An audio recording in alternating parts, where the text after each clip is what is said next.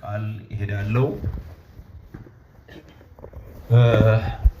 እንግዶቻችን ለዚህ እምነት እንግዳ የሆናችሁ ተጋብዛችሁ የመጣችሁ ወይ እግዚአብሔር በተለያየ መንገድ ወደዚህ ጉባኤ አመጣችሁ ካላችሁ ስለመጣችሁ ብቻ እጅግ በጣም ደስ ይለናልና እግዚአብሔር ይባርካችሁ ማለት ፈልጋለሁ።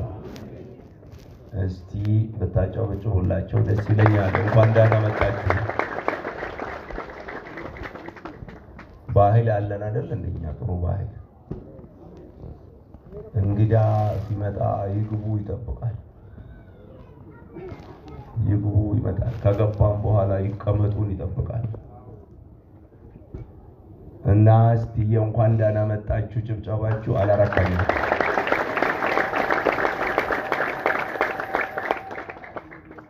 ኢየሱስ ይባረክ። የእግዚአብሔርን ቃል እንማራለን። እግዚአብሔር በዚህ ቃል ሰማይን ፈጠረ። እግዚአብሔር በዚህ ቃል ምድርን ፈጠረ። እግዚአብሔር በዚህ ቃል እኛን ፈጠረ። እግዚአብሔር በዚህ ቃል ሁሉን ያሳልፋል። እግዚአብሔር በዚህ ቃል መጨረሻ ይፈርዳል። ሁሉን በቃሉ ነው የሚያደርገው። እሺ የእግዚአብሔርን ቃል እንማራለን። እግዚአብሔር ይረዳኛል። እዚህ ከጀርባ ያሉት የእግዚአብሔር ሰዎች መንፈስ ያግዘኛል። ሁላችሁም መንፈስ ነው የቆምኩት። እያንዳንዱ እኔ የሚለው እያንዳንዳቸው እዚህ ቢቆሙ የሚሉትን ነው የሚለው። ስለዚህ መንፈሳችሁም ይደግፈኛል ብዬ ተስፋ አደርጋለሁ። ከሁሉ በላይ እግዚአብሔር በጸጋ ይረዳናል። እሺ ቶሎ ቦታችሁን ያዙ። እግዚአብሔር ይባርካችሁ። ቦታ ከጠበበን ደስ ይበላችሁ።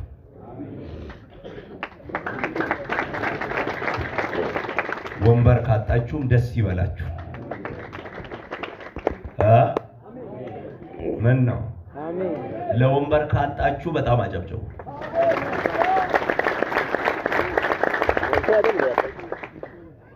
ወንበር ካጣችሁም ደስ ይበላችሁ። ኢየሱስ ይባረክ። ወንበር እንዳታገኙ ፈልገን ሳይሆን እግዚአብሔር የቤተ ክርስቲያንን ምኞት ከየት ወዴት እንዳመጣ ለመናገር ነው። ድሮ አሉ ልጅ 1 እና 2 እያል በነበረ ጊዜ ወጥ በጭልፋ ነው አሉ። አሁን ልጅ 12 ሲደርስ ወጥ በብሩሽ ሆኗል። ብሩሹ እንዲህ ተብሎ ጠብቃለልህ ይበቃሃል ማለት ነው። እና እግዚአብሔር ልጅን 12 ያደርስና ወጡ ከፈለገ በብሩሽ ይሁን፣ ወንበሩ በብሩሽ ይሁን እንጂ ብዛታችን አይነስ። ሃሌሉያ። እስቲ ስላበዛ በመብዛታችሁ ደስ የሚላችሁ ስላበዛ ተመስገን በሉት። ተናገር ወይን ቃል ስለበዛን ሳይሆን ስለሚያበዛንም አምነን እናመስግን። ዮናስ የብስ ላይ ለመተፋት ምክንያቱ የሆነለት ሳይተፋ በአሳ ሆድ ውስጥ ሆኖ በባህር ውስጥ ሆኖ ስላወጣኸኝ አመሰግናለሁ። ስለዚህ ዛሬ እስቲ መብዛት የምትፈልጉ ሰዎች አፋችሁን ክፈቱና ስላበዛሃን እናመሰግናለን።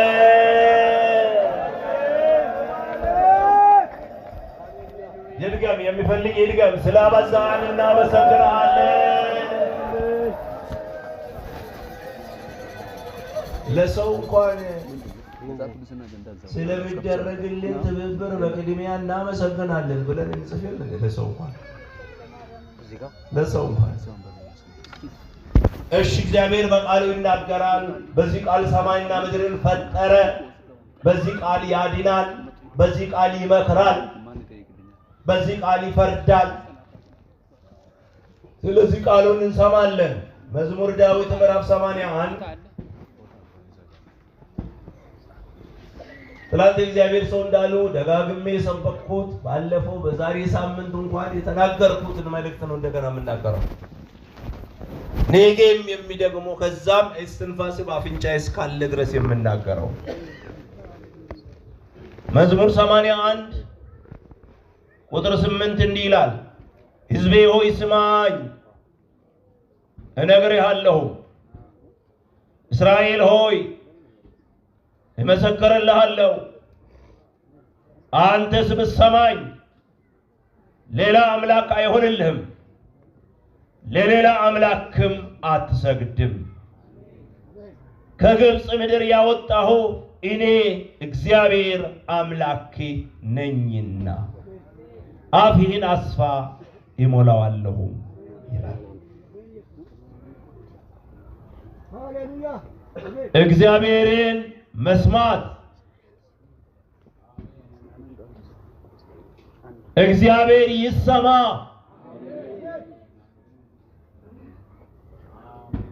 እግዚአብሔር ይሰማ።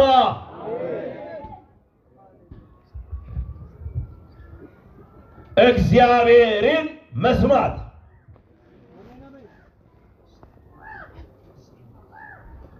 ሰማንያ አምስት ላይ ገልብጥ አድርገን መዝሙር 85 በቅንፍ ቁጥር 8 ላይ እግዚአብሔር አምላክ የሚናገረውን ይሰማለው፣ ሰላምን ለሕዝቡና ለቅዱሳኑ ልባቸውንም ወደ እርሱ ለሚመልሱት ይናገራልና ይላል። እግዚአብሔር ብሰማይ ኖሮ ብሰማኝ ብሎ ተናገረ። እኛ መልሳችን ደግሞ እዚህ ጋር እንደተቀመጠው ቃል ዛሬ እግዚአብሔር በቃሉ የምናገረውን ይሰማለው ይሁን አልተባለም። ዋና ነገር ልባችን ይበል። አፋችንም ብል ጥሩ ነው፣ ልባችን ይበል። እግዚአብሔር በቃሉ የምናገረውን ይሰማለው። ለምን መሰላችሁ? በሰው ውስጥ ብዙ ሐሳብ አለ ይላል የእግዚአብሔር ቃል።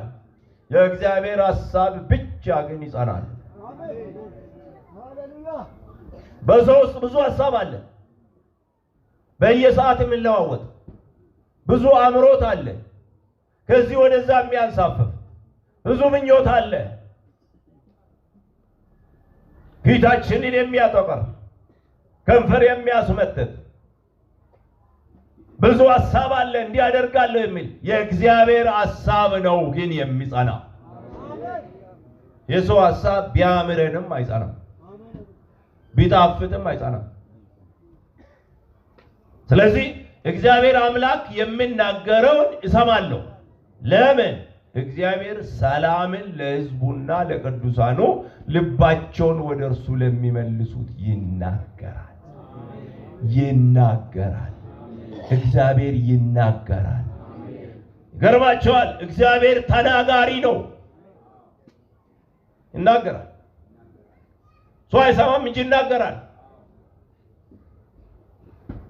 ብርሌ ይዞ ጠጅ ቤት ላለውም ይናገረዋል፣ ሰውዬ አይስማው እንጂ። መንገድ ለሚሄደውም ይናገራል እግዚአብሔር፣ ሰውዬ አይስማው እንጂ። እዚህ ደግሞ በቃሉ ይናገራል። ልባቸውን ወደ እርሱ ለሚመልሱት ሰላምን ይሰጣል፣ ያድናል።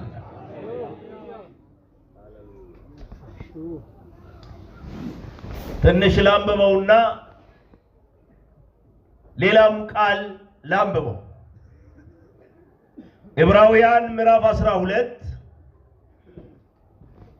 ዕብራውያን ምዕራፍ 12 ቁጥር 25 አንድ ሐረግ ብቻ አነባለሁ። እግዚአብሔር ያስቀመጠው እግዚአብሔር ቃል ያስጠነቀቀን ማስጠንቀቂያ አለ። ምዕራፍ 12 ቁጥር 25 ለሚናገረው እምቢ እንዳትሉ ተጠንቀቁ ይላል እግዚአብሔር። ምን ይላል? ለሚናገረው እምቢ እንዳትሉ ተጠንቀቁ። ይሄ ሐዋርያት ቤተክርስቲያን አይደለችም እችን ያለችው፣ ሰማይና ምድርን የፈጠረ አምላክ ነው ይሄንን የሚለው። ለሚናገረው ነገር እምቢ እንዳትሉ ተጠንቀቁ። እነዚያ በምድር ላስረዳቸው እምቢ ባሉ ጊዜ ካላመለጡ በሰማይ ከመጣው ፈቀቅ የምንል እኛስ እንዴት እናመልጣለን?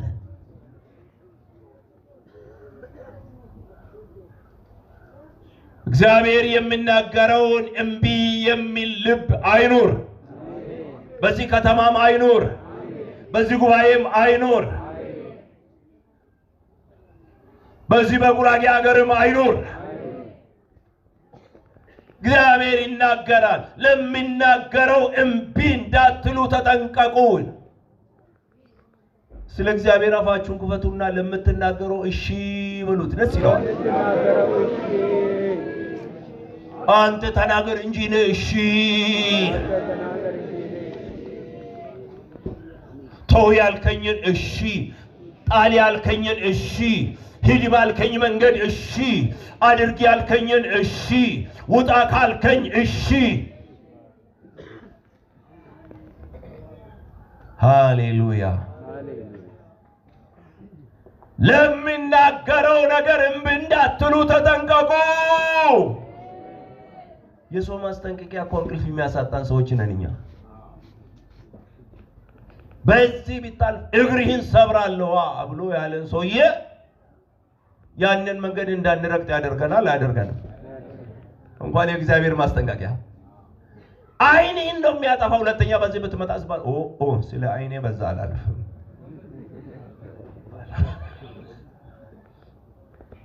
የሰው ማስጠንቀቂያ እንቅልፍ የሚያሳጣን ሰዎች፣ የሌባ ማስጠንቀቂያ እንኳን እንቅልፍ የሚያሳጣን ሰዎች፣ ኮሽታ ሲያስደነግጠን እንድንኖር የሚያደርገን ሰዎች እንዴት ነው የእግዚአብሔር ማስጠንቀቂያ?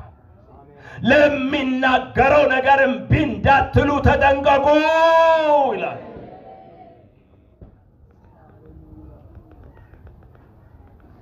ኢየሱስ ይባረክ። በዚህ ቤት ውስጥ እግዚአብሔር ይናገራል። የዚህ ቤት አምላክ ባለ መጽሐፍ አምላክ። ሃሌሉያ። የዚህ ቤት አምላክ ባለ ህልም አምላክ አይደለም። ባለ ቅዠት አምላክ አይደለም። ባለ ወፍ አምላክ አይደለም። ባለ ወንዝ አምላክ አይደለም። የዚህ ቤት አምላክ ባለ መጽሐፍ አምላክ ነው። ሃሌሉያ።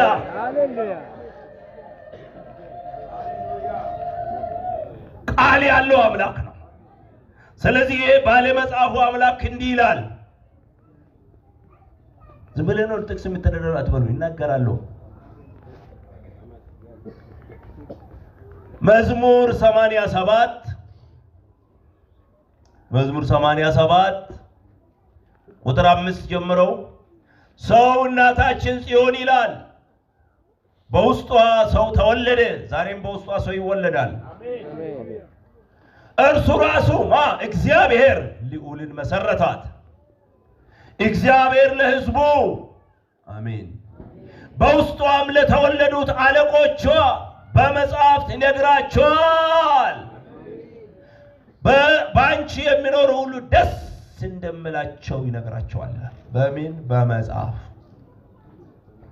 እግዚአብሔር ለጽዮን በጽዮን ውስጥ ላሉት በመጽሐፍ ይነግራቸዋል፣ በመጽሐፍ ያዛቸዋል፣ በመጽሐፍ ይከለክላቸዋል፣ በመጽሐፍ ይመራቸዋል፣ በመጽሐፍ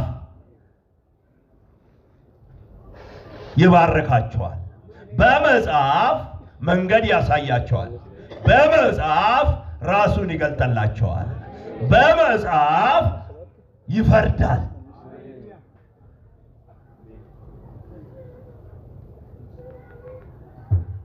እግዚአብሔርን መስማት እሷችሁ ከፍ አድርጉና እግዚአብሔርን መስማት አሉ። እግዚአብሔርን መስማት እኔ የሚለው ድምጻችን እንዲሰማ አይደል? እንደ ስንት ብር አውጥተን ድምጽ ዋንጉ ላይ ያገዛ ነው እና ያለንን የምንቆጥበው ምን ለመሆን ነው? ድምጻችን እንዲበዛ ድምጽ ዋንጉ ላይ ያገዛል። ድምጻችንን መቆጠብ ምን የሚሉት ነው? እስቲ እግዚአብሔርን መስማት፣ እግዚአብሔር ይሰማ፣ እግዚአብሔር ይሰማ። ሃሌሉያ። እኛ እንኳን በአቅማችን ድምጻችን ይሰማ እንላለን። በአቅማችን ባይሰማ ምን ይመማናው ድምጻችን ይሰማ እንላለን በአቅማችን ሰማይና ምድርን የፈጠረ አምላክ እኔን የፈጠረ አምላክ አንቺን የፈጠረ አምላክ አንተን የፈጠረ አምላክ ፍጥረታትን የፈጠረ አምላክ ተራራን የፈጠረ አምላክ ወንዝን የፈጠረ አምላክ ወፎችን የፈጠረ አምላክ እንስሳትን የፈጠረ አምላክ ደመናን የፈጠረ አምላክ ዝናብን የሚያዘንብ አምላክ ድምጼ ይሰማ ይላል መጽሐፈ ይከበር ይላል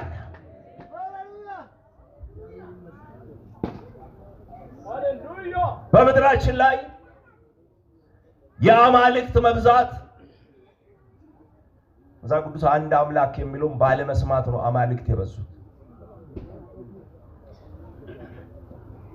ምክንያቱም መጽሐፍ ቅዱስ ውስጥ አማልክት የለም አምላክ ነው ያለው አምላክ ደግሞ አምላክ የሚባለው አንድ ብቻ ሲሆን ነው አይደል ወይ ሁለት ከሆኑ በአማርኛም ቢሆን ሃይማኖቱ ይቀመጥ በቋንቋም ቢሆን ሁለት ከሆኑ ምን ይባላሉ አማልክት ሶስት ከሆኑ ምን ይባላሉ አማልክት ስለዚህ የሰው አማልክትን ማምለክ ዋናው ምክንያቱ እግዚአብሔርን አለመስማቱ የሃይማኖት ትምህርት መብዛት የሰው ወደ ገሃነም እሳት መሄድ ምክንያቱ እግዚአብሔርን አለመስማት ነው ምክንያቱም እግዚአብሔር ለሰው ልጅ መንግስተ ሰማይን ነው ያዘጋጀው እግዚአብሔር ለሰው ልጅ ገሃነምን አላዘጋጀም አልገባችሁም አላዘጋጀም ይሄ ማለት ሰው ገሃነም እሳት አይገባም ማለት አይደለም እግዚአብሔር ግን አላዘጋጀም እግዚአብሔር ለሰው መንግስተ ሰማይ አዘጋጀ ለሰይጣንና ለመላእክቱ ገሃነም እሳትን አዘጋጀ ታዲያ እግዚአብሔር ለሰው ካላዘጋጀ ለሰው ለምን ሰው መንግስተ ሰማይ ይገባል ከተባለ እግዚአብሔርን ባለመስማት እግዚአብሔርን ተው ሰይጣንን ተከትሎ ይገባል የሰማውን ተከትሎ ነው የሚገባው እግዚአብሔርን ቢሰማ ሰው ሁሉ በዓለም ላይ 7 ቢሊዮን ደርሷል ይባላል እግዚአብሔርን ቢሰማ 7 ቢሊዮን መንግስተ ሰማይ ይገባል እግዚአብሔርን ቢሰማ ነው ያልኩት ቢታዘዝ ነው እግዚአብሔር ቢሰማይ ኖሮ ብለው በቁጭት የሚናገር አምላክ ምን ብለው ቢሰማይ ኖሮ ሰማይ ኖሮ እግዚአብሔር አያርገውና አንድ መጥፎ ምሳሌ ላንሳ እንዲገባል አያርገውና ከልጃችሁ አንዱ ብትመክሩ ብለው ተውትሉ ብለው ከቤት ወጥተው ሰካራም ሆኖ አያርገው ብያለሁ ሰካራም ሆኖ በረንዳ ቢያድር የምትናገሩትን ንግግር እስቲገባ አባትነታችሁ ገምቱ ያን ልጅ ባያችሁ ጊዜ አልሰማ ብለኸኝ አይደለም በረንዳ ባየነው ቁጥር ምንድነው የሚባለው አልሰማ ብለኸኝ መጨረሻ ሞቶም ለቅሶአችንም ምንድነው የሚሆነው አልሰማ ብለኸኝ ትልቅ ሰው መሆን ስትችል መኖር ስትችል መውረስ ስትችል ጥሩ አልጋ ላይ መተኛ ስትችል ጥሩ ልብስ መልበስ ስትችል ጥሩ ሚስት ማግባት ስትችል ጥሩ ባል ማግባት ስትችል አልሰማ ብለህ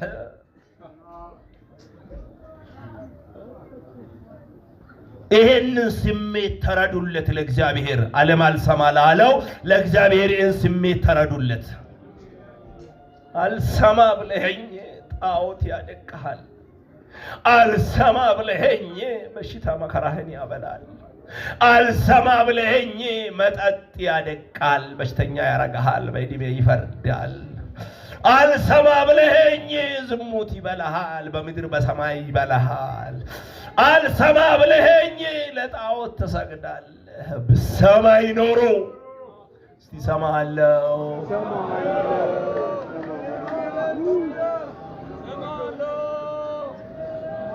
በሰማይ ኖሮ ኢሳይያስ 48 የእግዚአብሔር ቃል ይነበብ። ኢሳይያስ ምዕራፍ 48 ሃሌሉያ። እግዚአብሔር ይርዳን። ለሊዲያ ልቧን የከፈተ ዛሬ ልብ ይክፈት፣ ልቦችን ይክፈት። ምዕራፍ 48 ቁጥር 18 እና 19 እንዲህ ይላል፣ ትእዛዜን ብሰማ ኖሮ ሰላምህ እንደ ወንዝ ጽድቅህም እንደ ባህር ሞገድ በሆነ ነበር። ዘሪ እንደ አሸዋ የሆድም ትውልድ እንደ ምድር ትቢያ በሆነ ነበር። ስሙም ከፊቴ ባልጠፋና ባልፈረሰ ነበር። ልባችሁን ይንካ የእግዚአብሔር የቁጭት ንግግር፣ የእግዚአብሔር የቁጭት ንግግር። ብሰማይ ኖሮ ይሁሉ ይሆንልኝ ነበር። ብሰማይ ኖሮ ሰላሜ እንደ ወንዝ ይሆን ነበር። ብሰማይ ኖሮ ጽድቄ እንደ ባህር ሞገድ ይሆን ነበር። ብሰማ ኖሮ ስሚ ከፊቴ እንዲት ይኖር ነበር፣ ባልጠፋና ባልተደመሰሰ ነበር። ብሰማይ ኖሮ ዘሪ የከበረ ይሆን ነበር። ብሰማይ ኖሮ መንግስቴን አወርስህ ነበር። ብሰማይ ኖሮ በመንፈስ ቅዱስ ይሞላህ ነበር። በሰማይ ኖሮ ትልቅ ሰው ያደርግህ ነበር። ብሰማይ ኖሮ የአብርሃምን ተስፋ ፈጽምልህ ነበር።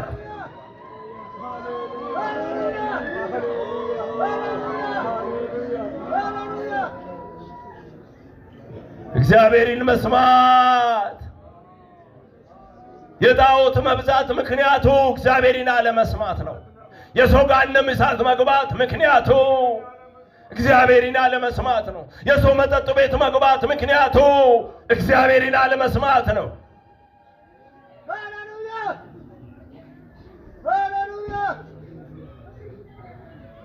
ወደ ጀመርንበት ጥቅስ ልመለስ። እስራኤል ሆይ ስማ፣ እነግርሃለሁ፣ እመሰክርልሃለሁ። አንተ ብትሰማኝ፣ ሃሌሉያ፣ አንተ ዛሬም አንቺ ዛሬም እኔ አንተ ብትሰማኝ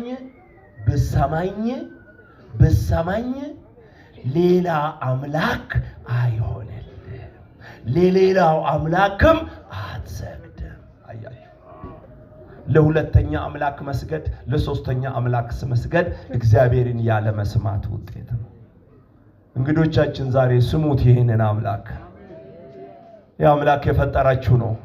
ይህ አምላክ ዛሬም ጥሪ የሚያደርግላችሁ አምላክ ነው። ብሰማይ ኖሮ ሰማይ አስገባህ ነበር። ብሰማይ ኖሮ ከስንት አስመልጥ ነበር። ብሰማይ ኖሮ እፈውስህ ነበር። ብሰማይ ኖሮ እባርክህ ነበር። ብሰማይ ኖሮ ዘሪን እባርክ ነበር። ብሰማይ ኖሮ በሰላም በመልካም አኖርህ ነበር። ብሰማይ ኖሮ መንግስተ ሰማይ አስገባህ ነበር። ብሰማይ ኖሮ በአረቄ አትሰክርም፣ በመንፈስ ቅዱስ ትሰክር ነበር። ብሰማይ ኖሮ የዘላለም ደስታ ሰጥህ ነበር። ብሰማይ ኖሮ ሞትን ለዘላለም ይሽርልህ ነበር። ብሰማይ ኖሮ ከሞት ፍርሃት ነፃ አውጣህ ነበር። ብሰማይ ኖሮ ሰማይን ከፍቼ አገሬን አሳይህ ነበር። ብሰማይ ኖሮ እኔን ትለብስ ነበር። ሃሌሉያ! ደስ ይለዋል። መልሱለት። ይሰማሃለሁ። እግዚአብሔር አምላክ የምናገረውን ይሰማሃለሁ። ኃጢአት ምንድን ነው? ቆይ ኃጢአት ምንድን ነው? በአንድ ቃል ሲገለጥ ኃጢአት አመጽ ነው። ኃጢአት መተላለፍ ነው። ኃጢአት አታድርግን ማድረግ ነው። ኃጢአት አድርግን አለማድረግ ነው። ኃጢአት አትብላን መብላት ነው። ኃጢአት አትንካን መንካት ነው። ኃጢአት አትናገርን መናገር ነው። ኃጢአት አታግባን ማግባት ነው። ኃጢአት አታስብን ማሰብ ነው።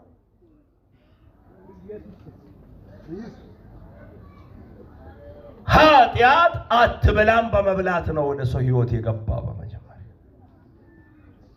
ኃጢአት እግዚአብሔርን አለመስማት ነው። ኃጢአትን የምትጠሉ ስንቶቻችሁ ናቸው? ኢየሱስ ኃጢአት የሚባል እኮ ቢጫ ኮት የለበሰ ሰውዬ የለም። ኃጢአት ማለት የእግዚአብሔርን ንግግር አለመታዘዝ ነው።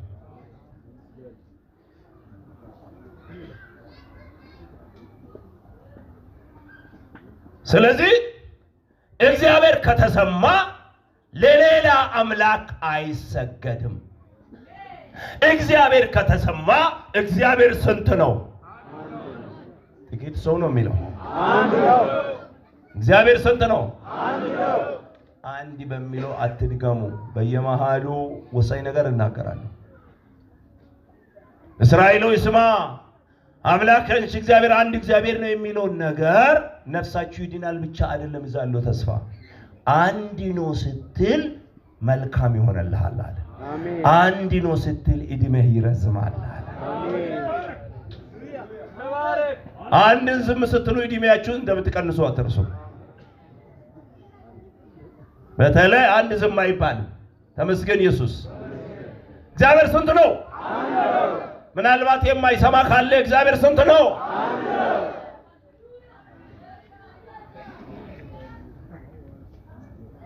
እግዚአብሔር አንድ ነው። ሰው አይደለም ያለለት፣ ሐዋርያት ቤተክርስቲያን አይደለም ያለችለት፣ ሰባኪ አይደለም ያለለት። እግዚአብሔር የሚባል የዚህ መጽሐፍ ቅዱስ አምላክ ስለ ራሱ ተናግሮ የማያባራ አምላክ ነው። ሃሌሉያ!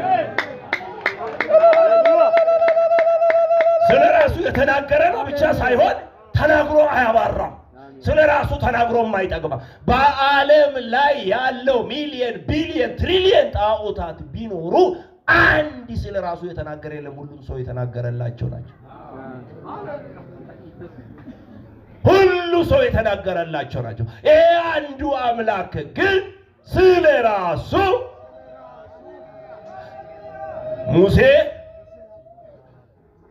ሙሴ ስለ ሰዎቹ ጥያቄ ጠየቀው። ስለ ራሱ አይደለም። ሰዎቹ ማላከ ካሉኝ ማን ይላሉ ስል የሰዎቹን ተውና አንተ ይወቃል። ሃሌሉያ! ለሙሴ መንገር ጀመረ። ያለና የሚኖር እኔ ነኝ። መጀመሪያ አንተ ይወቅ። ያወቀውንማ ቋንቋ ባትችል በምልክትም ትገልጸዋል። ሃሌሉያ! መናገር ባትችል በምልክትም ትገልጣለህ። ዋናው ያንተ መረዳት ነው። ያለና የሚኖር እኔ ነኝ። ጋባ? አዎ። ይህንኑ ሄደን ይገራቸው።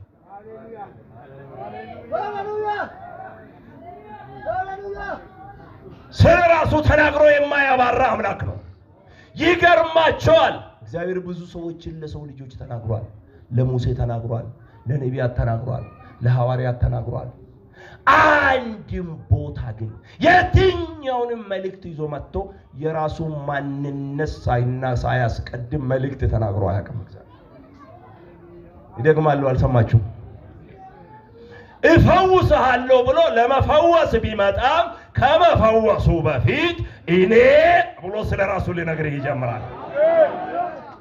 እንጀራ አበላሃለሁ ብሎም ቢመጣ ከማምናቱ በፊት እኔ ብሎ ስለ ራሱ መናገር ይጀምራል። ስለ ራሱ ሳይናገር ምንም መልእክት መልሶሃል።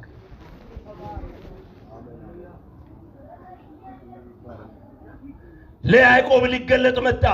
የያዕቆብ የዛን ምሽት ጸሎት እንጀራ ማብላት መኝታ ማግኘት ነው፣ ከወንድሙ ማምለጥ ነው። ከዛ እግዚአብሔር ሊረዳው መጣ። ያ መሰላል ከሰማይ እስከ ምድር ቆመ። እዛ ላይ ቆመና ተገለጠለት። ያዕቆብ አሁን ምንድነው የሚጠብቀው? እንጀራ ሰጣለሁ፣ እራስ ሰጣለሁ፣ ልብስ ሰጣለሁ፣ ከወንድም ቄሱ አስመልጣለሁ። ከዚህ ያለፈ አይጠብቅም ያዕቆብ።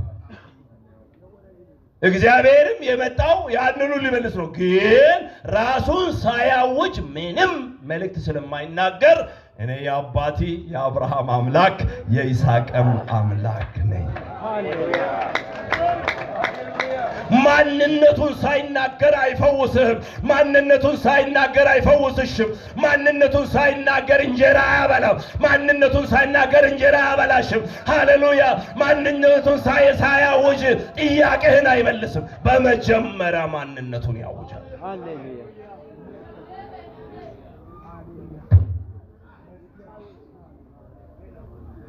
ወረደ በሲና ተራራ ላይ ጠራ ሙሴን ወደ ተራራ ሰጠ 10ን ትእዛዛት። 10ን ትእዛዛት ምን ብሎ ነው የሚጀምረው? እኔ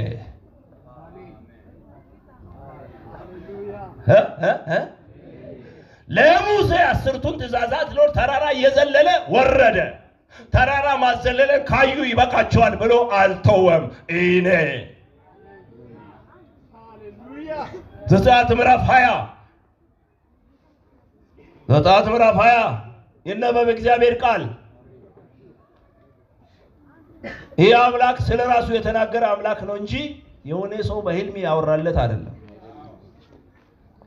የሆነ ሰው እንጀራ ፍለጋ ቁጭ ብለው የቃዠለት አይደለም።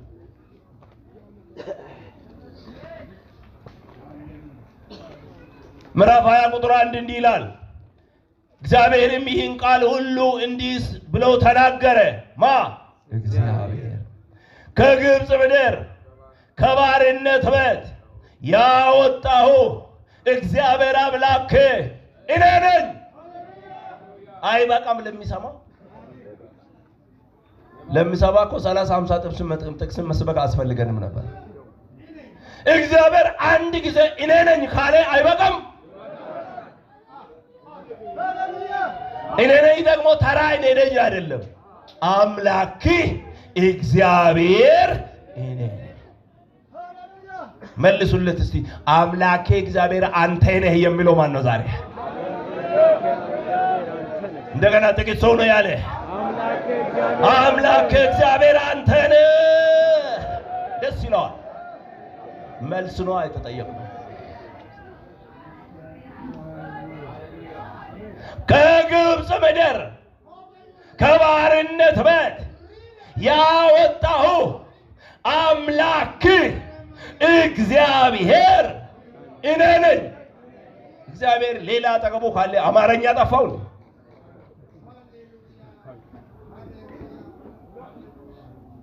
እግዚአብሔር አምላክ እኔ ነኝ ብሎ ቀጥሎ ምንድነው የሚለው? ከኔ በቀር ሌሎች አማልክት አይሁኑልህ። ማን ነው ይሄንን አሜን የሚለው? አሜን። እግዚአብሔር ከተሰማ ይሄ የመጀመሪያ ትእዛዝ ይሰማል። ይሄ ለሙሴ የተሰጠ የመጀመሪያ ትእዛዝ ነው። እግዚአብሔር አፉን ከፍቶ ሲናገር የመጀመሪያ ትእዛዝ ነው። ከኔ በቀር ሌሎች አማልክት። ሕግ ተሽሯል ወይ? ይሻራል ወይ? ይህ አምላክ ተለውጧል ወይ? ከዛ በኋላ ተጨመረበት ወይ? ከዛ በኋላ ተደመረበት ወይ?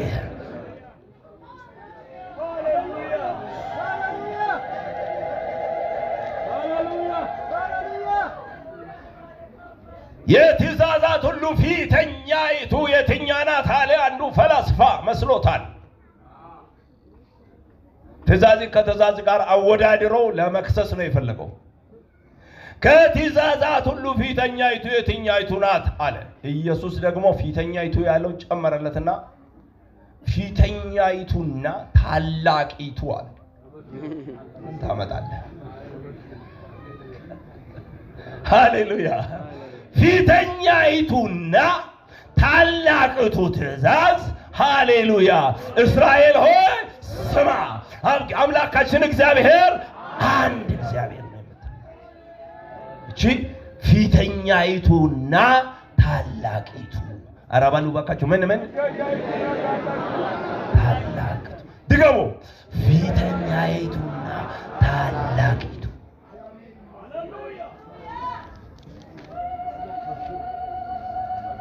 ከኔ በቀር ሌሎች አማልክት አይሁኑልህ። ቁጥር 22 ላይ እግዚአብሔር ሙሴን አለው ለእስራኤል ልጆች እንዲህ በል፣ እኔ ከሰማይ እንደተናገርኳችሁ እናንተ አይታችኋል። በአጠገቤ ምንም አታድርጉ። ይሄ ነው ሕገ መንግስት ማለት። ይህ የሰማይ ሕገ መንግስት ነው። እግዚአብሔር መንግስቱን የሚገዛበት የሰማይ ሕገ መንግስት ምን ይላል? ያስቀጣል። በአጠገቡ ምንም ነገር አታድር። ወላ ሰው ወላ ምናምን ወላ መልአክ ወላ ሌላ አምላክ በአጠገቡ ዝር አታርገው። እግዚአብሔር ይሰማ።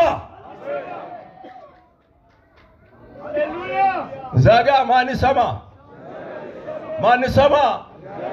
ማን ሰማ? ማን ሰማ? እግዚአብሔር ሰማ።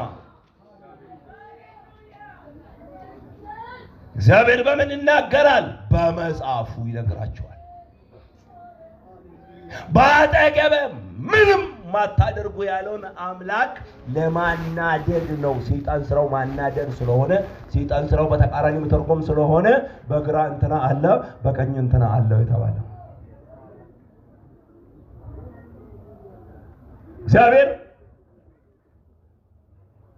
እግዚአብሔር ስለራሱ ሲናገር ኤርምያስ ምዕራፍ 23 ቁጥር 23 ላይ እኔ ቅርብ አምላክ ነኝ እንጂ የሩቅ አምላክ አይደለሁም። ሰው በስውር በሸሸግን ያላዩምን? ሰማይንና ምድርን የሞላሁ እኔ አይደለሁም? እግዚአብሔር ሰማይና ምድርን ሞልቷል ብለን እናምናለን ወይ? ግድ የላችሁ። ቆይ እሺ፣ እግዚአብሔር ይባርካችሁ። ልክ ናችሁ። በአእምሮ ሊናገር ሞልቷል። ወራጅ ያለ ትንሽ ሞልቷል።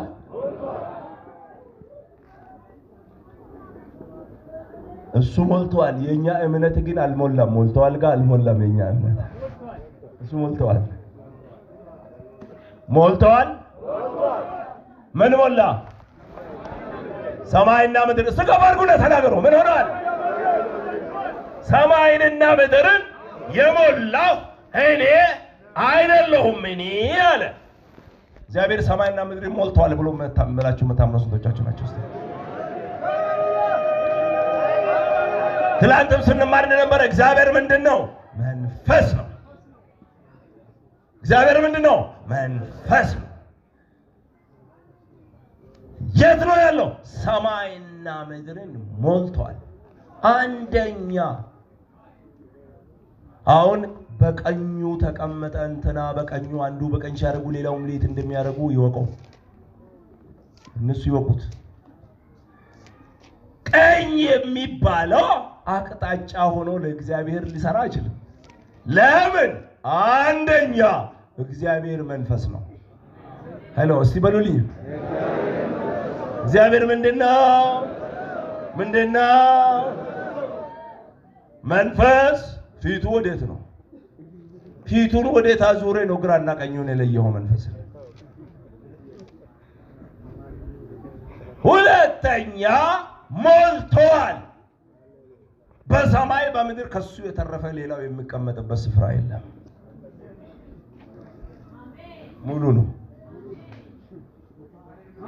ሙሉ ነው። አልሞላም። በግራ ቦታ አለ፣ በቀኙ ቦታ አለ። ምን ሆነዋል? ሙሉ ነው። መንፈስ ነው። ፊቱ ወዲህ ነው ወዲያ ነው ማለት አይቻልም። በክርስቶስ ሲሆን ብቻ ነው ፊቱ የታየ ተገለጠ። ስለዚህ በአጠገበ ምንም አታደርጉ የሚል ቀናተኛ አምላክ ነው። ጥያቄ፣ ለምንድን ነው ያ የመላእክ የመዝሙር ኃላፊ የነበረ የሚጋርድ ክሩብ የነበረውን ምሕረት አሳጥቶ ወደ አጋንንትነት የቀየረው ኃጢአት ምንድን ነው? አረቄ መጠጣት ነው? ማመንዘር ነው? ነፍስ መግደል ነው? ምንድነው? ምሕረት የለሽ አርጎ ከመላእክትነት ወደ አጋንንትነት ንስሐ ወደ ሌለበት አገር ያወረደ ከተባላችሁ እግዚአብሔርን ለማዳበል መሞከር ነው። እንዴት ብቻውን ሆኖ ይቀመጣል? እኔ ሁለተኛ ሆኜ እቀመጣለሁ ብሎ ማለቱ ነው። ምሕረት የለሽ ኃጢአት። በማን ተመስሉኛላችሁ፣ በማን ታሳዩኛላችሁ ብሎ የፎከረውን አምላክ በልዑል እመሰላለሁ ብሎ ተናገረ። እግዚአብሔር በማንነቱ ሰፈር ቸር አይደለም። እደግማለሁ። ሕይወቱን እስከ መስጠት ድረስ ቸር ነው። በአንድነቱ በማንነቱ ሲመጣበት ግን አንበሳ ነው፣ ፈራጅ ነው፣ ይፈርዳል፣ ይቆጣል። በአጠገቤ ምንም ዝንብ ዘር እንዳይል አጠገቤ ሃሌሉያ። እዛ ሰፈር ያሉት መላእክቶች እንኳን አይፈላሰፉም። በሁለት ክንፎቻቸው አይናቸው ፊታቸውን ሸፍነው በሁለት ክንፎቻቸው እግራቸውን ሸፍነው ተሸፍነው ክብሩን ጠብቆ ያገለግሉታል። አሜን። አይሞላቀቁም። እዛ ሰፈር በማንነቱ ሰፈር ሃሌሉያ። እግዚአብሔር ይሰማ።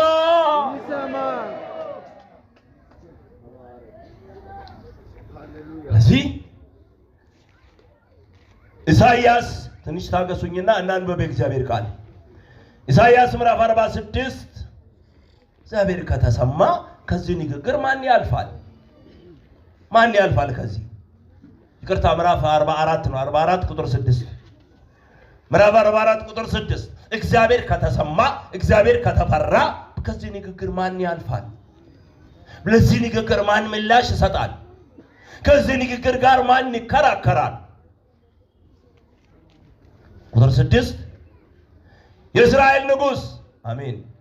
የእስራኤል ንጉሥ እግዚአብሔር የሚበዥም የሰራዊት ጌታ እግዚአብሔር እንዲህ ይላል፣ እኔ ፊተኛ ነኝ፣ እኔ ኋለኛ ነኝ፣ ከኔ ሌላ አምላክ የለም። ይህ ቃል ይሻራል። ማን ነው ያለው? አንድ ከሻሸመኔ የመጣ ኮስማና ሰውዬ ነው ያለው? ማን ነው ይሄን አዋጅ ያወጀው? ምን ብሎ ነው የተናገረው? ከኔ ሌላ አምላክ የለም፣ እንዳትጣላ ከኔ ጋር።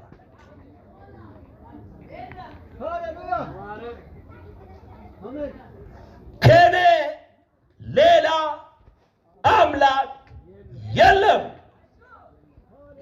እግዚአብሔርን ደስ ማሰኘት የምትፈልጉ ስንቶቻችሁ ናቸው? ቆይ እልል በደው አላልኩም። እልልታ ጥሩ ነው። እግዚአብሔርን ከዛም በላይ ደስ እናሰኛው። አፋችሁ ማለት ካንተ ሌላ አምላክ የለም በሉት። ካንተ ሌላ አምላክ የለም። ድገሙት። ካንተ ሌላ አምላክ የለም። ድገሙት። ካንተ ሌላ አምላክ የለም።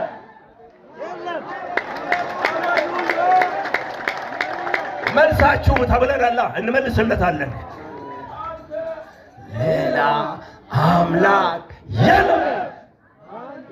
ሃሌሉያ። ምን አለ? ከኔ ሌላ አምላክ የለም። እናንተ እንዱ እንታዘብ ራሳችን፣ እንዱ ሰዎች የምንባል ሰዎች እንታዘብ ራሳችን። የሆነ ሰውዬ መጣችሁና አዲሱ ባላለሁ ብሎ ስሙን ሲነግራችሁ ያለ ክርክር ተቀበላችሁ አዲሱ ብለን የምንጣራ ሰዎች እንዴት እግዚአብሔር ስሙን ሲያወጅ አይደለም ተብሎ ስሙን ተከራክሮ ሌላስ በሌላ ስም ይጣራል? አንድን ሰውዬ ብርሃኑ ባላለሁ በቃ ብርሃኑ ክርክር ያለ ክርክር የት እንደተወለደ ማናቅ፣ የት እንደተሰየመ ማን እንደሰየመ ለምን እንደተሰየመ ማናቅ፣ ለዋሸንም የሚችል አይችልም። እንደ ሰው ይችላል። ያንን አምነን የምንጠራ ሰዎች እግዚአብሔር እኔ ነኝ ያለ አምላክ፣ የማይዋሽ አምላክ ማንነቱን አንድነቱን ስሙን ካወጀ በኋላ አሜን የማንልና የምንፈላሰፍ በጌታ በኢየሱስ ቀንድ ያውጣ ሰይጣን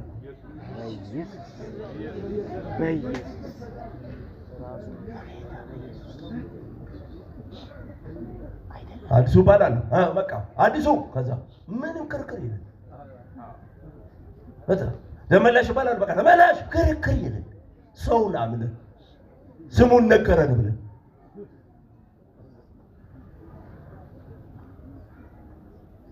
ከዛ ዶክተር እከሌ ባላል ምንም ሳይከራከር ዶክተር፣ ኢንጂነር እከሌ ባላል ኢንጂነር ምንም ሳይከራከር እግዚአብሔርን የሚከራከረው ነው እግዚአብሔር ጋር ሲደረስ ስሙን የሚፈላሰፈው። ነው ለእግዚአብሔር ስሙ ይሄ አይደለም ይሄኛ ነው አንድ አይደለም ሁለት ነው ብሎ ለእግዚአብሔር ምላሽ የሚሰጠው በጌታ በኢየሱስ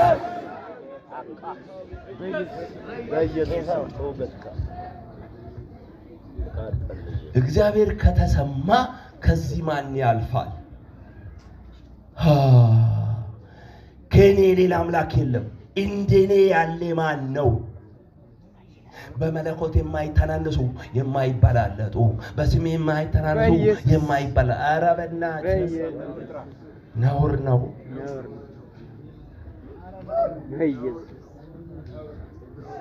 እንዲህ ከሆነ እኮ እግዚአብሔር ሁሉን ቻይ አይደለም ማለት ነው። እንዲህ ከሆነ እግዚአብሔር ሁሉን ቻይ አይደለም። ሁሉን ቻይነቱ የማዋጮው ውጤት ድምር ውጤት ይሆናል።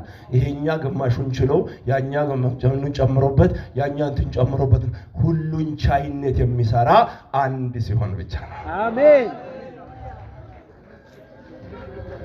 ሁሉን ቻይ ለሶስት ይሰራል አይሰራም? ምክክር ነው። ዘጋ ሶስት ጋር ምክክር ነው ያለው። ሁሉን ቻይነት ለሶስት አይሰራም። ሁሉን አዋቂነት ለሶስት አይሰራም። ሁሉን ቻይ እኔ ኤልሻዳይ ነኝ፣ ሁሉን ቻይ ነኝ። በፊት ተመላለስ። የሰውን ወሬ አትስማ፣ አትፈላሰፍ፣ አጋንንትን አትስማ። እኔ ሁሉን ቻይ ነኝና በፊቴ ተመላለስ። እንዴ ያለ ማን ነው ይላል? የለም። የነሳና ጥራ ይናገረም ከጥንትም የፈጠረሁትን ሕዝብ ያዘጋጅልኝ። የሚመጣውንም ነገር ሳይደርስ እንገሩኝ፣ አትፍሩ፣ አትደንግጡ። ከጥንት ጀምሬ አልነገሯችሁምን ወይስ አላሳያችሁምን? እናንተ ምስክሮቼ ናችሁ። ከኔ ሌላ አምላክ አለን? አምባ የለም፣ ማንንም አላውቅም። ማን ነው ይህንን ያለው? ሐዋርያት ቤተክርስቲያን ናት ወይስ እግዚአብሔር ነው? ሐዋርያት ቤተክርስቲያን ይሄን አላለችም። ሐዋርያት ቤተክርስቲያን ይሄን አመነች። ሃሌሉያ! እግዚአብሔር ይሄን ሲነግራት አመነችና ተቀበለችና የእግዚአብሔር ሆነች። ሃሌሉያ! ይሄን አልጻፈችም፣ ይሄን አመነች። ሃሌሉያ! ማንንም አላውቅም አለ አምላክ። ማንንም አላውቅም ያለውን አምላክ ገፍትረ አልፈ ነው አይደለም። አልገባህም እንትና አሉ ብለህ ትነግረዋለህ።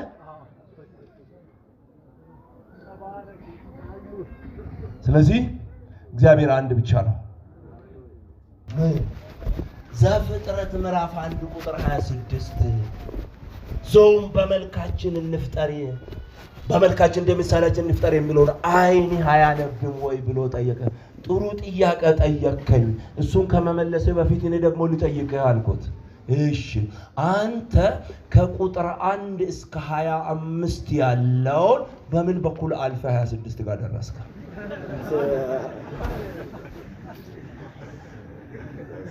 ሃሌሉያ! በምን በኩል መጣ? ወደ 27ም ሳትደርስ እዛው ቀረ። 25ን ዘለ 26 ላይ ወረድክ፣ ወደ 27ም ሳትሻገር ቀረ። ምክንያቱም መጽሐፍ ቅዱስ በመጽሐፍ ትስምና በምዕራፍ የማያውቅ ሰው መጽሐፍ ቅዱስ ከፍቶ እስቲ መጽሐፍ ቅዱስ የሚባለው ላምብ ነው። መጽሐፍ ቅዱስ ምዕራፍ 1 ቁጥር 1 ዘፍጥረት የሚለውን የማያውቅ መጽሐፍ ቅዱስ ምዕራፍ 1 ቁጥር 1 ገና ሲከፍት ምን ያገኛል? አንድ ፈጣሪ።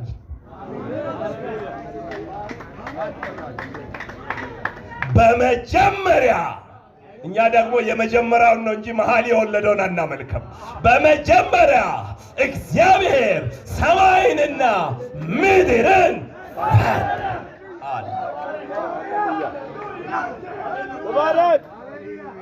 የአንዱ አምላክ ብርሃን ይሁን አለ፣ እንዲሁም ሆነ። ሰማይ ይሁን አለ፣ እንዲሁም ሆነ። ውሃ ይሁን አለ፣ እንዲሁም ሆነ። ጨለማ ይሁን አለ፣ እንዲሁም ሆነ። ከዛ ሰውን በመልካችን እንደ ምሳሌያችን እንፍጠር አለ። ከዛስ እግዚአብሔር ሰውን በመልኩ ፈጠረ። እግዚአብሔር መመልክ 3 ቢሆን ኖሮ 3 አዳሞችን ይጠፈጥፍ ነበር። መልኬን ይገልጽልኛል ብሎ ነው አይተናገረው። ሰው እንዳይደናበር ብለው ሴትዮዋን እንኳን አልፈጠራትም። እንድትፈጠር አላደረገም፣ እንድትወለድ ነው ያደረገው። ተመስገን ይስገድ። ከአዳም እንድትወጣ ነው ያደረገው፣ የመልክ ክርክር እንዳይኖር።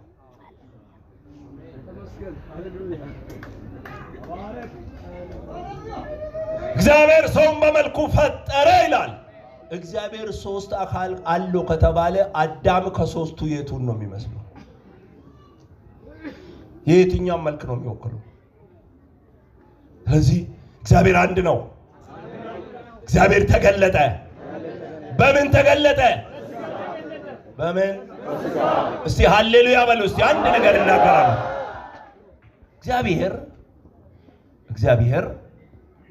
እግዚአብሔር የአንዱ አምላክ በብሉይ ኪዳን ሰውን ፈጠረ። እቺ ምስጢር ስሙልኝ።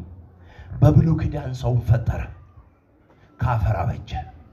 የተፈጠረ ሰው ጠፋ። ምን ሆነ?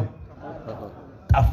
እግዚአብሔር ሰውን ስለፈጠረ በብሉይ ኪዳን ፈጣሪ ተብሎ ታወቀ። በብሉይ ኪዳን ስታነበው ፈጣሪ ተብሎ ነው ራሱን የሚገልጸው። ሁሉን የፈጠረው የእስራኤል ፈጣሪ ሁሉን የፈጠረው ብለው በፈጣሪነቱ ራሱን ያውጃል። ፈጠረ። የተፈጠረ ግን ጠፋ። የተፈጠረ ሰው ሲጠፋ አንዱ አምላክ ሁሉን ቻዩ አምላክ ብቸኛው አምላክ መቼስ ምን ይደረጋል ብሎ አልሄደም። እንችላለን። ሁሉን ቻይ ነው። መቼስ ምን ይደረጋል ብሎ አይደለም። ፈጥሬ አጠፋ፣ ከአፈር ጠፍጥፌ አጠፋ፣ አሳያለሁ አለ። አሳያለሁ ምን?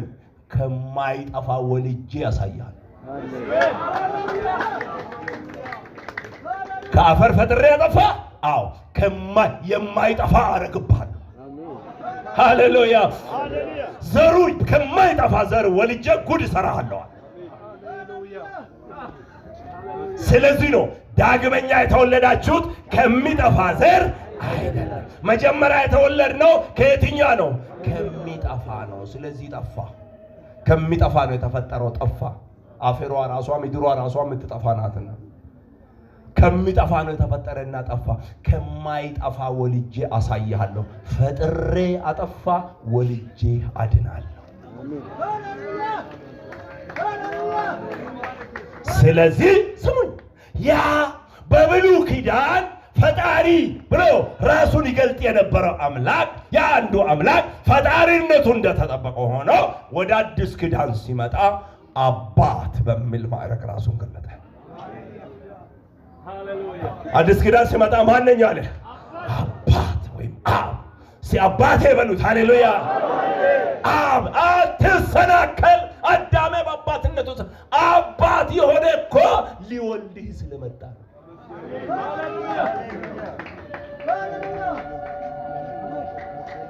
አባትነት በመውለድ ነው አይደለም የሚገኘው። ሊወልድ ስለመጣ ሲፈጥር ፈጣሪ ተባለ። ሊወልድና ሊያድን ሲመጣ ግን አባት።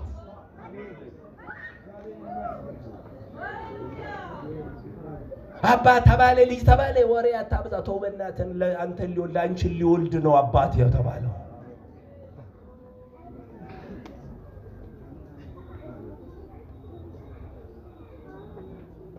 ኢየሱስ ይመስገን። ስለዚህ እግዚአብሔር በሥጋ ተገለጠ። ወደ ማጠቃለል ልሂድና እግዚአብሔር በሥጋ ሲገለጥ እስቲ ኢሳይያስ ምዕራፍ 8 ላንብበው። ውይ ደስ ይለኛል። እስቲ ሃሌሉያ እያላችሁ ሃሌሉያ። ኢሳይያስ ምዕራፍ 8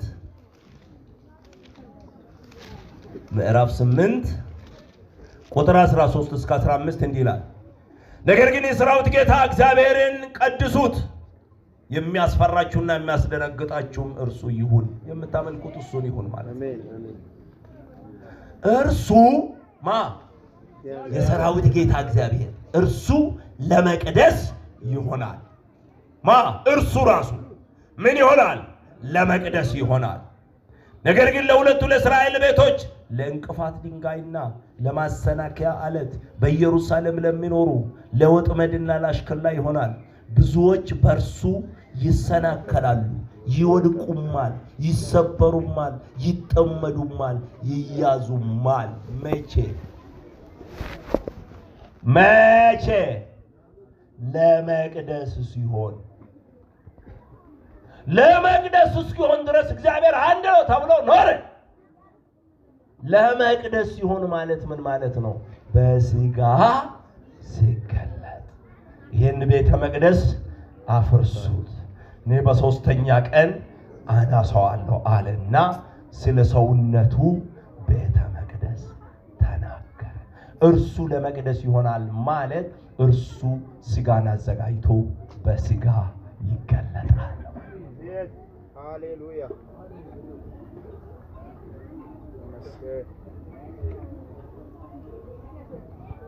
ኢየሱስ ይባረክ። ኢሳይያስ 59 ጋር ኢሳይያስ 59 ቁጥር 16 እግዚአብሔርም አየ፣ ፍርድም ስለሌለ ተከፋ፣ ሰውም እንደሌለ አየ፣ ወደ እርሱ የሚማልድ እንደሌለ ተረዳ፣ ተደነቀ። ስለዚህም የገዛ ክንዱ መድኃኒት አመጣለት፣ ጽድቁም አገዘው። ጽድቅንም እንደ ጥሩር ለበሰ፣ በራሱ ላይ የማዳን ራስ ቁር አደረገ፣ የበቀልንም ልብስ ለበሰ፣ በቅናት መጎናጸፊያ ተጎናጸፈ። ማ እግዚአብሔር። አሜን በሉ በካችሁ።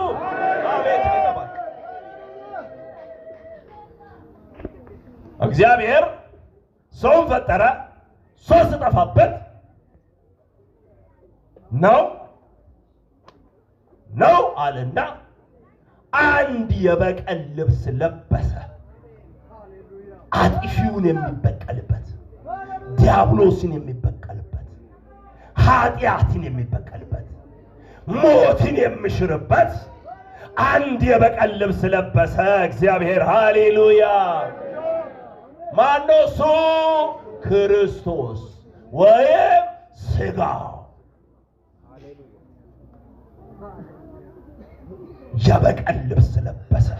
አሳያለሁ። ስለዚህ ነው ሐዋርያት የዲያብሎስን ሥራ እንዲያፈርስ የእግዚአብሔር ልጅ ተገለጠ። እግዚአብሔር የበቀል ልብስ ለበሰና የእሱ ኃጢአትን ሊያፈርስ፣ አመፅን ሊያፈርስ፣ ጣዖትን ሊያፈርስ፣ አለማመንን ሊያፈርስ የበቀል ልብስ ለበሰ። ክርስቶስን ለበሰ።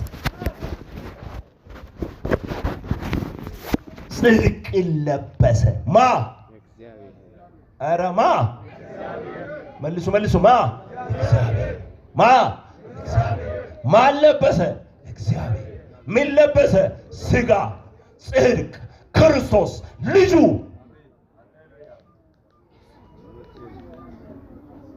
የለበሰውንና የተለበሰውን ለይ እንጂ ሰው ኃጢአት ራቁቱን ስላስቀረ፣ ኃጢአት ከኤድን ገነት ስላባረረው፣ ራቁቱን ተመልሶ በእግዚአብሔር ፊት መቆም ስለማይችል እግዚአብሔር ልብስ ይዞለት መጣ ማለት ነው። ሃሌሉያ።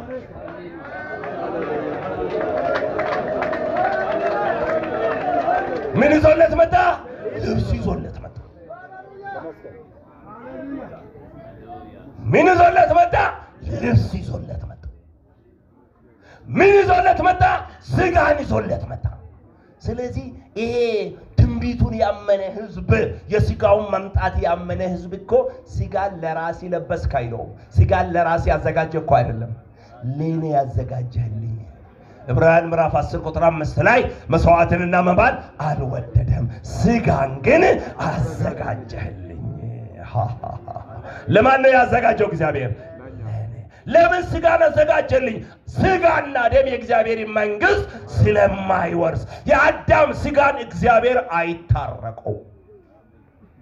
ውስጥ ያለችዋን ነፍስ አውጥቶ ሌላ ስጋ ውስጥ ከቶ ይታረቃል እንጂ አዳም ስጋ ጋር አይታረቅም። ስለዚህ ልብስ ቀይሩልኛል። በዚህ ልብስ ላይ አያቸው አልፈልግም። በዚህ ልብስ ማንም በፊት መቆም አይችልም። ያንን የሚለበሰው ልብስ ይዞ መጣ። አንዴ እስቲ ሃሌሉያ በሉልኝ። ሃሌሉያ። ትንሽ ብቻ ታገሱኝ። እንደገና ሃሌሉያ በሉ። ሃሌሉያ። እግዚአብሔር ሰውን ፈጠረ። እስ እግዚአብሔር ፈጠረኝ የምትሉ ስንቶቻችሁ ናቸው? በጣም ጥሩ። እግዚአብሔር ፈጠረኝ ማለት ምን ማለት እንደሆነ ይገባሃል? እግዚአብሔር አንተን ጠፈጠፈ እንዴ? እግዚአብሔር አንተን ቦካን ወይ አባቴን አያቴን ቦካን ከጭቃ? እግዚአብሔር ፈጠረኝ ማለት አዳምን ፈጠረ ማለት ነው። እግዚአብሔር አንድ ነው የሚፈጠረው። አዳምን ፈጠረና አዳምን አባዛ። እግዚአብሔር 7 ቢሊየን 8 ቢሊየን አይጠፈጠፍም። አንዱን አዳም ፈጠረና ከሔዋን ጋር አጋባና አስጀመረና እየተጋባችሁ ቻው አለ። በሉ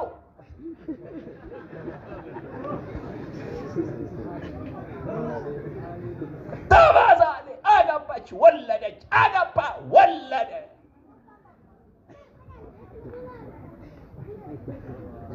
በቃ ወይ ያኔ ተወለደች ወለደች እያለን እንኖራለን። ያንን አንዱን ሰውዬ ያባዛል። ማንን? አዳምን። ማባዣው ማሽን የእናት ማህፀን ነው። የአዳም ማባዣ ማሽን የት ነው? የእናት ማህፀን ነው። ያባዛል። እዛ ግን ሲባዛ ያ ራሱ የነበረው ያ የመጀመሪያው በኩረ ጽሑፍ አይደለም የሚባዛ። መጀመሪያ የተጻፈ ቢሊየን የሚሆን ሚሊየን አንዱ የተጻፈ ገጽ ነው። ጽሑፉ እንዳለ ነው የሚባዛ። ለምሳሌ በቆላስይስ ምዕራፍ 2 ላይ እንደምናገረው በእኛ ላይ የነበረውን የሚቃወመንን የዕዳ ጽሕፈት ደመሰሰው ይላል በኢየሱስ ስም። ምንድነው የዕዳ ጽሕፈት? ሞትን ትሞታላችሁ። አዳም ላይ ምን የሚል ጽሑፍ አለ? ሞትን ትሞታለህ። ከዛ በኋላ ይባዛል። ጽሑፉን ይዞ ነው የሚወለደው።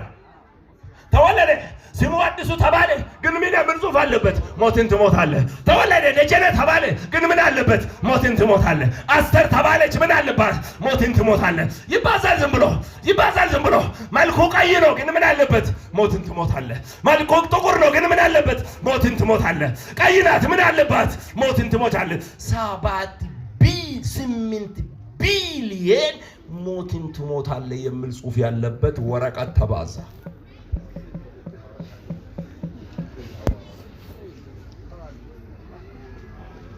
ወይ ቢገባችሁ እንድትረዳ።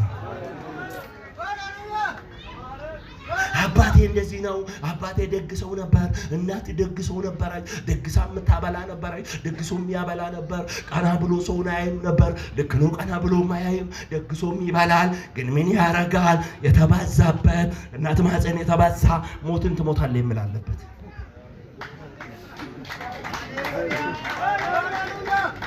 ጋሼ በጣም ደግ ናቸው፣ እማማዬ በጣም ደግ ናቸው፣ ግን ምን ያረጋል? ሞትን ትሞታለህ አለበት።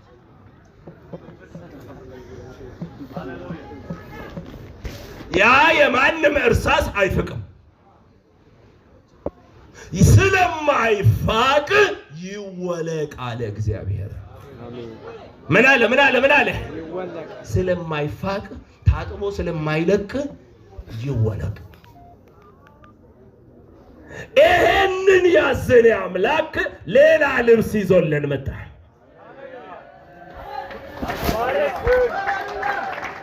እዚህ ጋር ደግሞ ስትመጡ ያንን የተገለጠበትን ስጋ ያንን አካል ቃል ስጋ ሆነ። ቃሉን ስጋ ሲያደርግ ለምን ስጋ ያላለም? ለምን ልጄ አለ? ልጅነትን ሊያባዛበት ስለለበሰ ነው።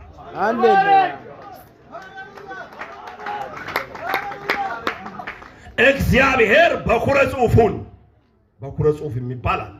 አሁን ይህንን መጽሐፍ ቅዱስ በኩረ ጽሑፍ አለ። ድሮ በዕብራይስጥና በግሪክ በእጅ የተጻፉ እንዲህ ተባስቶ እዚህ ሳይደርስ በኩረ ጽሑፉን ይዞ መጣ እግዚአብሔር ከሰማይ። ሞት ይዞ ዘንድ አይችልም የሚል ያለበት፣ ትንሣኤና ሕይወት የሚል ያለበት፣ ከሰማይ ከወረደ በቀር ወደ ሰማይ የወጣ ማንም የለም የሚል ጽሑፍ ያለበት። ሃሌሉያ! ያንን ይዞ መጣና ልጁ በብዙ ወንድሞች መካከል በኩር ይሆን ዘንድ። በኩር ማለት ምን ማለት ነው? ምን ማለት ነው? የመጀመሪያ ማለት ነው። እና ታዲያ እኛ ሁላችንም ማርያም ዘረገፈችን። በኩር ማለት ምን ማለት ነው? እግዚአብሔር የሚባዛ ልክ ያኛው በኩሩ አዳም ሞትን ይዞ 8 ቢሊዮን ሆኖ እንደተባዛ ሕይወትን ይዞ የሚባዛ አንድ በኩረ ጽሑፍ የሆነ ሥጋ ይዞ መጣ እግዚአብሔር ከሰማይ። የዛ ሥጋ ማባዣ ደግሞ በውሃ ማፀን ውስጥ ነው።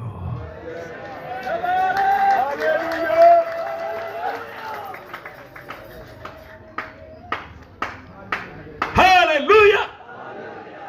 የት ነው ማባዣ ማሽን? ስለዚህ ልጁ በብዙ ወንድሞች መካከል በኩር የሆነ ዘንድ አስቀድመው ያወቃቸው እነዛን ጠራቸው፣ የጠራቸውን እነዛን አጸደቃቸው፣ ያጸደቃቸው እነዛን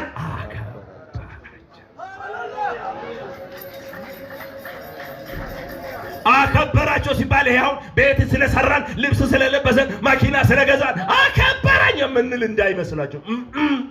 እሱ አይደለም። ኢየሱስ ወደ ሰማይ ሲወጣ ነው የሰው ልጅ ሊከበር ሰዓቱ ደርሷል። አከበራቸው ማለት የምድርን ስበት ጥሶ ሰማይ የሚገቡ አደረጋቸው። ሰማይ የሚስባቸው አደረጋቸው ማለት። ስለዚህ ያ ሥጋ ለብሶ መጣና ዛሬ ጥያቄ ልጠይቃችሁ። እውነት እግዚአብሔር የለበሰውን ጽድቅ አትለብሱ? እግዚአብሔር ጽድቅን ለበሰ ነው የሚለው። ይኸው ኢሳይያስ 59 ምን ለበሰ? ጽድቅ። እግዚአብሔር ለብሶ ነው ሊበሱ ያለው። ያንን ጽድቅ ዛሬ ለመልበስ አንሽቀዳደምም። የለበስነውስ አናደንቅም። ሃሌሉያ! አናደንቅም። የለበስነውስ ያንን ጽድቅ የለበስነው ለብሶ ነው ልበሷል። ሞትን ለዘላለም ይውጣል። ምን አለ? ይህ የሚበሰብሰው የማይበሰብሰውን ስለብስ፣ ይህ የሚሞተው የማይሞተውን ስለብስ፣ በዚያን ጊዜ ሞት ድል በመነሳት ተዋጠ ተብሎ የተጻፈው ትንቢት ይፈጸማል። ሞት የሚበቀለው ሞትን የምንበቀለው ሰባኪ ሆነን አይደለም፣ ምን ሆነን አይደለም። በውሃ ውስጥ እዛ ገብተን ያ ሞት የነገሰበትን አዳምን በጥምቀት አውልቀን ክርስቶስን ከሰማይ ወረደን ስንለብስ ሞትን ጣታችን አፍንጫዋ ላይ ከተን የታለ ኃይልሽ እንላለን። የታለሽ እስቲ ማስፈራራትሽ?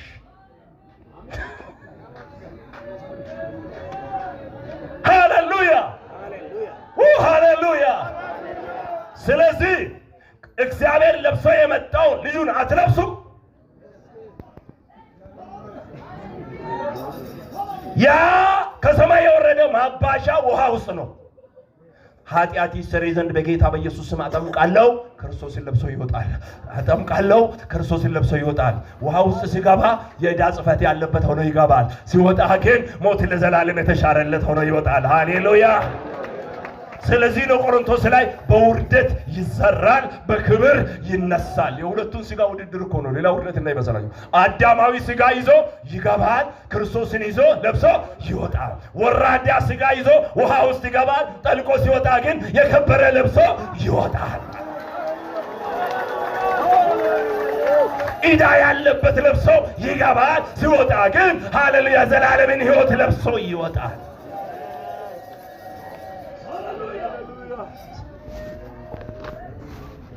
የእግዚአብሔር ሕዝብ እንግዶችም ካላችሁ ዛሬ ሞት አይቀርም። ሁላችንም እንሞታለን በሥጋ ሞት አይቀርም። ከመሞታችን በፊት ምን አልኩ? ከመሞታችን በፊት አድራሻችንን ለይተናል ወይ? ሰማይ የሚባል ሀገር መንግስተ ሰማይ የሚባል ሀገር ቤት ያለው ብቻ ነው የሚገባው። ሄሎ መንግስተ ሰማይ እዛ በረንዳ አዳሪ የለም፣ እዛ ጎዳና የሚያድር የለም፣ እዛ ተጠግቶ የሚያድር የለም፣ እዛ ተከራይቶ የሚያድር የለም። ሰማይ ቤት ያለው ብቻ ነው።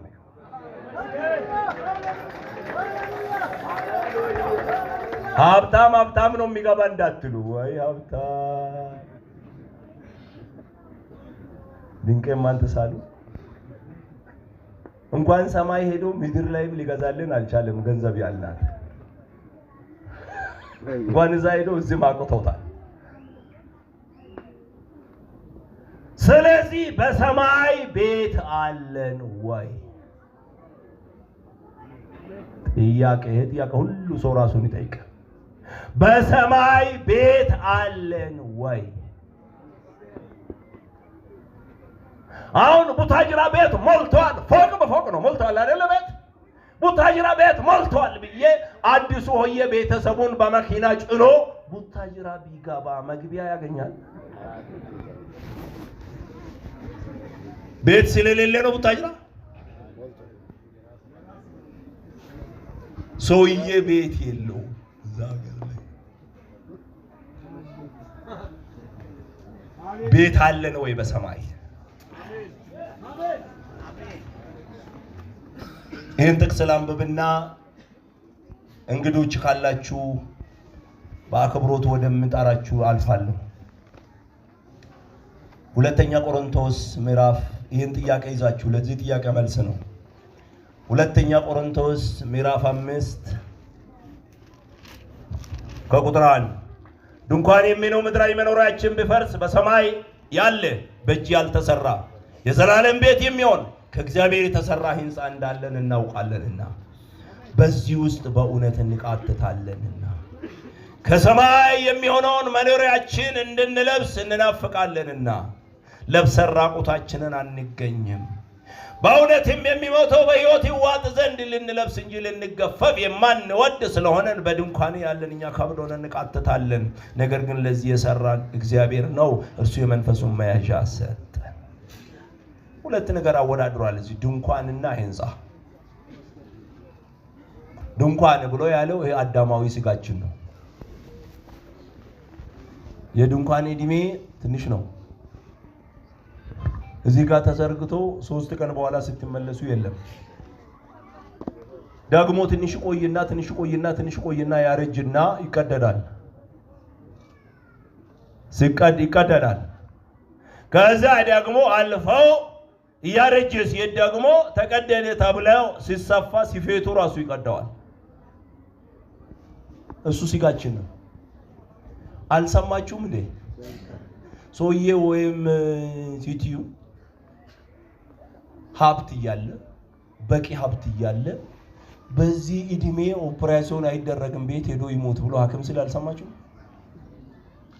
ምክንያቱም ድንኳኑ አርጅተዋል። አሁን ቢቀደድ ሲፌቱም ይቀደዋል።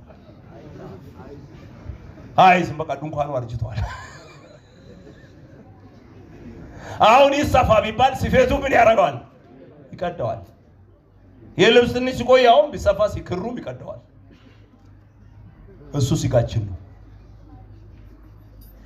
ድንኳን የሚሆነው ምድራዊ መኖሪያ ጊዜያዊ መቆያ።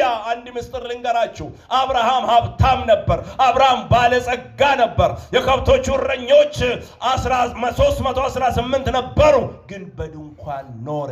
ምክንያቱም ወንጌል መጀመሪያ የተሰበከለት አብርሃም ነው ስለሚል መጽሐፍ ቅዱስ ይህ ስጋችን ድንኳን መሆኑን ሊያሳየን ሀብት እያለው በድንኳን ኖረ።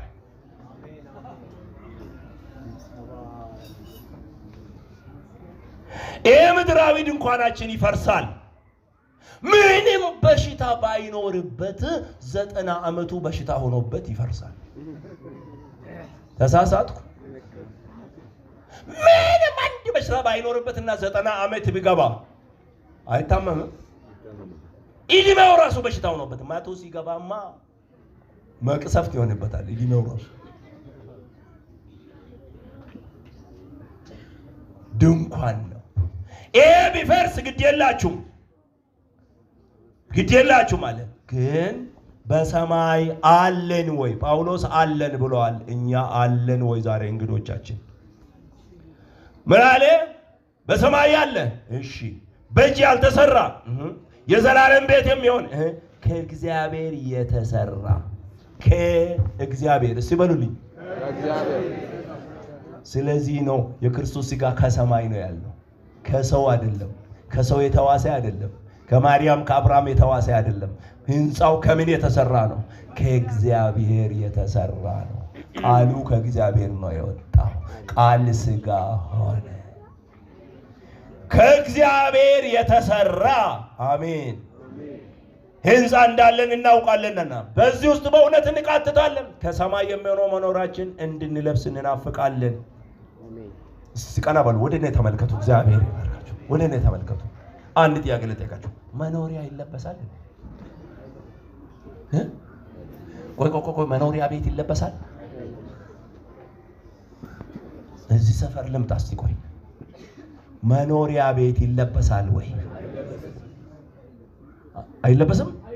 እሺ እነዚህ ጋር ልምጣ። መኖሪያ ይለበሳል ወይ? የሰማዩ ግን ይለበሳል። አሜን።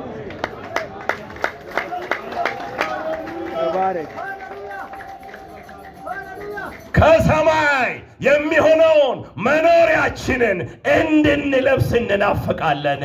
አሜን። የሰማይ መኖሪያ ክርስቶስ ነው። መልበሻው በጥምቀት ነው። በሰማይ መቅደስ አላየሁም፣ መቅደስ ራሱ በጉ ነው ይላል። በሰማይ ብርሃን የለም፣ ብርሃን ራሱ በጉ ነው ይላል። በሰማይ መኖሪያው በጉ ራሱ ነው። ከሰማይ የሚሆነው መኖሪያችንን እንድንለብስ እንናፍቃለን። ስለዚህ ጥምቀት ያድናል። ጥምቀት አያድንም ያለ የዲያብሎስ ሥራ ነው። ጥምቀት ያድናል። ጥምቀት ከክርስቶስ ጋር ያስታርቃል። ጥምቀት ክርስቶስን ያስለብሳል። ጥምቀት የሰማይ መኖሪያ ያስለብሳል። ሃሌሉያ! ጥምቀት ከሰማይ የመጣውን ክርስቶስን ያስለብሳል። ጥምቀት በኤድን ገነት የተቋረጠን የሰውና የእግዚአብሔርን ጥላቻ ያስታርቃል። ጥምቀት የሚሞተውን አስወልቆ የማይሞተውን ያስለብሳል። ሃሌሉያ! ጥምቀት የአብርሃም ዘር ያደርጋል። ሁሉ ሰው አብርሃም ይላል። አብርሃምን እስቲ አባያትን አትን ቁጥርና እስቲ ከአብርሃም ጋር ተገናኝ። የት ታገኘዋለህ? የአብርሃም ዘር። የአብርሃም ዘር ማግባት የምትችሉ በኢየሱስ ስም ጥምቀት ላይ ብቻ ነው። ጎበዝ እስቲ አባትን አያትን ቅድመ አያትን ቅድመ አያትን ቁጥርና ቋዳችን ቁጥርና እስቲ ከአብርሃም ጋር ተገናኝ። አታገኘው። ከክርስቶስ ጋር አንድ ትሆኑ ዘንድ የተጠመቃችሁ ሁሉ ክርስቶስን ለብሳችሁ።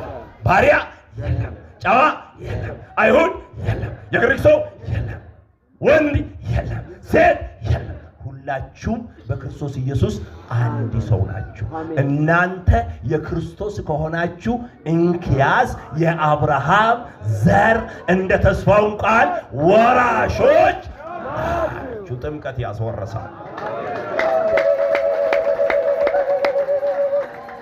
እግዚአብሔር ከተሰማ ሰው በዚህ መንገድ ይሄዳል። እግዚአብሔር አንድ ነው ይላል፣ ስሙ ኢየሱስ ነው ይላል፣ ሌላ አምላክ የለም ይላል። እግዚአብሔር በሥጋ ተገለጠ ይላል፣ በጥምቀት ክርስቶስ ይለበሳል ይላል፣ ዳግመኛ ተወለደ፣ ሃሌሉያ፣ የእግዚአብሔር ልጅ ነው፣ መንግሥተ ሰማይ ይገባል ይላል። እግዚአብሔር ከተሰማ ይሄ ይላል። ዛሬ እስቲ እናመስግን። ስለለበሳችሁ አመስግኑ። አቤት ይህን ምስጢር የገለጥክልን አምላክ ተባረክ፣ ተባረክ፣ ተመስገን፣ ተመስገን፣ ተመስገን፣ ተመስገን። በጣም አመስግኑ። ተመስገን፣ ተመስገን፣ ተመስገን፣ ተመስገን፣ ተመስገን።